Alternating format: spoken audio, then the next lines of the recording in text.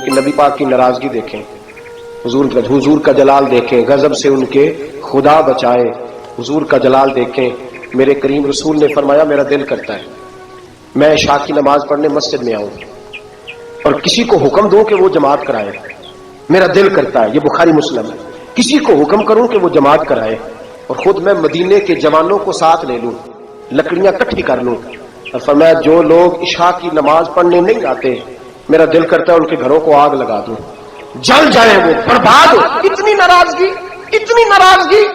حضرت ابو ہریرہ جی حدیث سنایا کرتے تھے تو رویا کرتے تھے، فرماتے تھے اتنا سخت حکم، حضور نے فرمایا میرا دل چاہتا ہے میں جلا دوں وہ گھر، تباہ ہو جائے، جل جائے وہ لوگ، اجڑ جائے وہ گھر جس گھر کے بسنے والے عشاء کی نماز پڑھنے مسجد میں جلا دوں۔ تو کیسے کہتا ہے میرے گھر میں برکت آ جائے گی اور میں نماز نہ پڑھوں؟ تو کیسے کہتا ہے سکون آ جائے گا اور میں نماز پڑھنے نہ جاؤں؟ جس سے رسول پاک ہی ناراض ہے، جس سے نبی پاک ہی ناراض ہے، اور حضور فرماتے ہیں فلاں گھر برباد ہو جائے، تو آباد کیسے ہو سکتا ہے؟ خدا نے ان کی زبان کو وہ اختیار دیا جو نکلی منہ سے ان کے وہ بات ہو کے رہی۔ میرے حبیب پاک سید عالم علیہ السلام نے فرمایا دل چاہتا ہے جلا دوں، اگر مجھے عورتوں کا خیال نہ ہوتا، اگر مجھے بچوں کا خیال نہ ہوتا تو میں جلا ڈالتا وہ گھر۔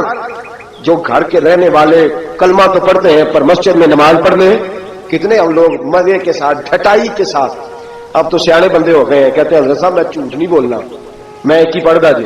میں نے کہا یہ بڑا تو نے کمال کر دیا سچ بول کے، یہ بڑا کمال کر دیا۔ او خدا کے بندے سمجھو اتنا جلال رسول پاک کا، فرمایا میرا دل کرتا ہے جلا دوں اس گھر کو جس گھر کے لوگ عشاء کی نماز پڑھنے مسجد میں نہیں آتے۔ میرے بھائی میرے محبوب ناراض ہوئے، جلال فرمایا جن چیزوں سے۔ ایک تو بحث نہ کریں کبھی بھی دین کے معاملے میں، کسی مستند عالم دین سے صحیح العقیدہ سے رجوع کریں، کبھی تقدیر کے مسائل پہ جھگڑا نہ کریں، اور میرے عزیز حدود اللہ کے معاملے میں کبھی اپنی رائے پیش نہ کریں، اور کبھی بھی میرے عزیز شریعت کے مقابلے میں اپنی رائے قائم نہ کریں، اور دین کی کبھی کسی حد کو نہ توڑیں، حضور ناراض ہو جائیں گے۔ اور کبھی بھی جتنے مرضی بھی جدید ہو جائیں، جتنے مرضی بھی جدید ہو جائیں، کسی غیر مسلم کے کسی طریقے کو، کسی تہوار کو، کسی تقریب کو نہ اپنائیں، اس لیے کہ نبی پاک علیہ السلام اگر حضرت عمر فاروق جیسے لوگوں پہ جلال فرماتے ہیں تو ہما چما کس کھاتے میں ہیں؟